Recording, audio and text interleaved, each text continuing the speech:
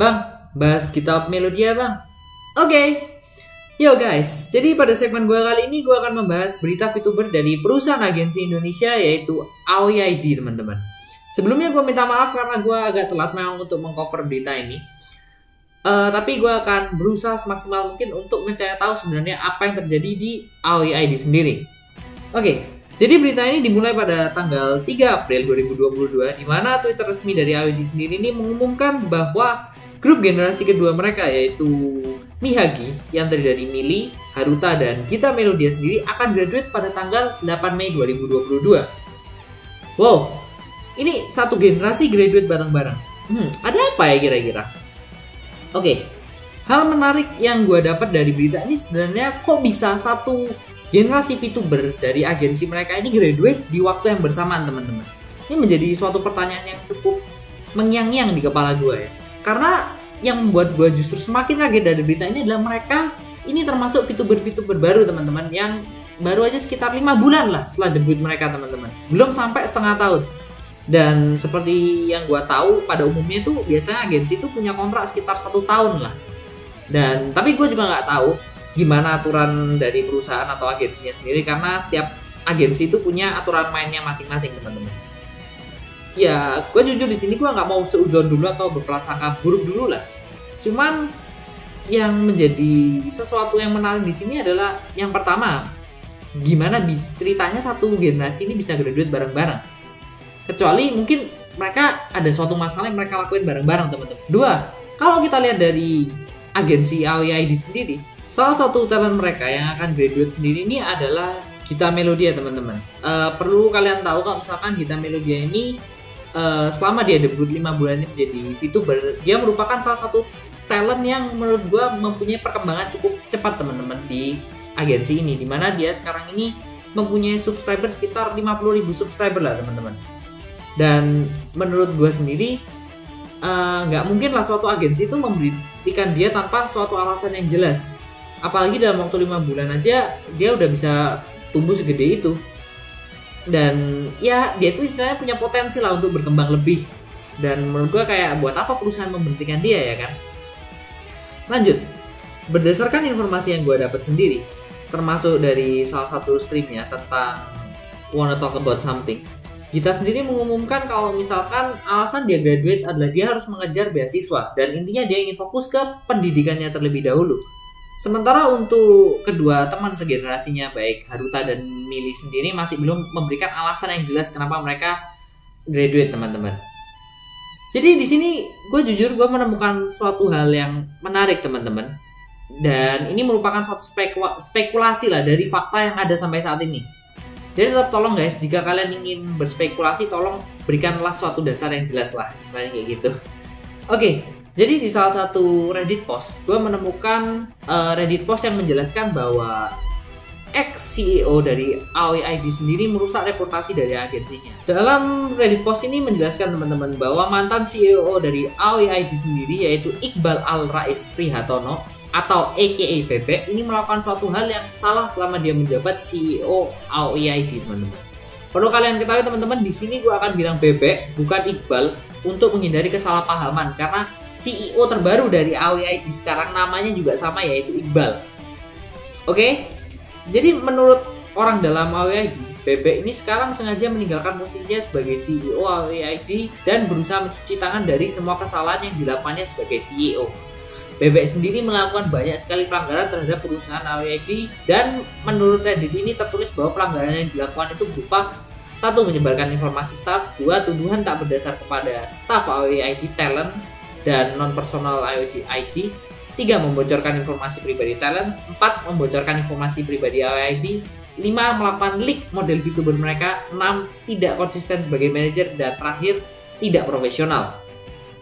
Wih, jujur ya parah banget sih, apalagi ini kita bilang konteks VTuber ya, dimana biasanya kerahasiaan itu benar-benar dijaga apalagi oleh seorang CEO teman-teman. Tapi justru orang ini justru menyebarluaskannya, aduh parah banget sih. Lanjut. Menurut post ini, Bebek sendiri ini memiliki suatu server Discord di mana dia akan membicarakan suatu hal-hal yang santai lah, istilahnya nggak berkaitan dengan kerja dia sebagai CEO ini. Di mana dalam Discord itu isinya bukan staff Aoi ID, tapi mungkin isinya itu teman-teman dekat dia, mungkin ya sahabat-sahabat dia lah.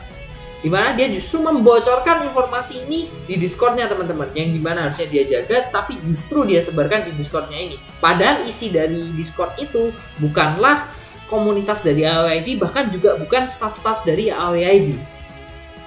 Kita masuk ke pembahasan yang lebih detail. Apa yang dilakukan Bebek ini sehingga membuat satu generasi ini graduate? Ini spekulasi, tetap spekulasi ya teman-teman. Satu, mengancam terhadap salah satu staff. Dimana Bebek sendiri ini ingin memperkerjakan teman-teman jasa bully untuk membuli salah satu anggota Virtunix supaya kena mental breakdown. Dua, tidak profesional. Dia mengatakan kalau Mihagi itu harus memfollow Virtunix tapi dengan kata-kata yang cukup tidak profesional, kalian bisa lihat sendiri. Dan tiga, ancaman terhadap staff AOID, dimana ini juga udah dikonfirmasi sama staffnya sendiri bahwa Bebek sendiri ini akan mengancam datang ke alamat staff yang istilahnya kalau misalkan berbeda pendapat dengan dia akan didatangi rumahnya dan ingin dihajar teman-teman. Dan Bebek sendiri mengaku bahwa dia tahu semua alamat dari staff-staffnya. Gak cukup sampai di situ, Bebek sendiri ini mengancam untuk menyebarkan informasi pribadi dari staff-staff mereka, ngedoxing lah istilahnya. Next, mengancam para talent. Ini juga udah dikonfirmasi sama staff mereka teman-teman, dimana Bebek sendiri ini mengancam untuk menyebarluaskan informasi pribadi talent, baik itu alamat, nama, wajah, dan lain-lain. Dan menurut gua yang paling parah dari si Bebek ini mengancam untuk mengambil PC atau ya komputer mereka lah, komputer para talent mereka yang memutuskan untuk graduate teman-teman. Ya meskipun dalam hal ini AOID itu padahal nggak pernah berkontribusi untuk membangun PC mereka teman-teman. Mereka membangun PC mereka itu ya pakai uang mereka sendiri. Jadi talent mereka itu kerja di AOID, uang mereka buat PC mereka. Jadi AOID di sini nggak ikut campur tangan lah istilahnya kayak gitu. Jadi kalau misalkan di sini Reddit ini jelaskan juga bahwa pembagian hasilnya AOID itu 70% ke talent dan 30% ke perusahaan. Sumpah orang ini ngakak bedah. Udah nggak ikut donasi tapi mau ambil PC orang aja ya kan. Aduh. Next, salah satu informasi yang sudah tersebar ini merupakan nomor telepon dari salah satu talent mereka, di mana talent mereka ini mendapatkan chat dari WA dari orang yang nggak dikenal yang mengatasnamakan nama Bebek teman-teman. Ini menurut gue merupakan bukti solid karena udah ada nama dia. Tapi di sini Bebek justru merasa kayak nggak, itu bukan aku, kayak lempar batu sembunyi tangan lah istilahnya kayak gitu teman-teman. Dan masih banyak lagi teman-teman yang kalian bisa cek sendiri di Reddit. Gua nggak akan bahas semua, tapi gua akan cuman bahas poin-poin pentingnya aja. Jujur teman-teman, akibat dari perbuatan Bebek ini ya dia itu mencoreng lah istilahnya, mencoreng agensi VTuber kecil di Indonesia teman-teman. Dan terakhir terkait hal ini teman-teman, yang membuat spekulasi dari gue ini semakin kuat adalah nggak lama setelah itu, pada tanggal 9 April 2022 kemarin, AOID ini memberikan pengumuman bahwa CEO mereka ini digantikan oleh CEO baru bernama Norman Iqbal Prihatono teman-teman. Yang justru membuat apa yang tadi gue bicarakan di Reddit dan spekulasi gue ini menjadi kayak memang itu kejadian yang sebenarnya, kayak fakta yang terjadi teman-teman. Tapi gue jujur teman-teman, di sini tetap kalian harus banyak-banyak cari informasi lebih lanjut teman-teman. Kita di sini cuma melihat dari point of view Reddit dan fakta yang ada pada Reddit teman-teman.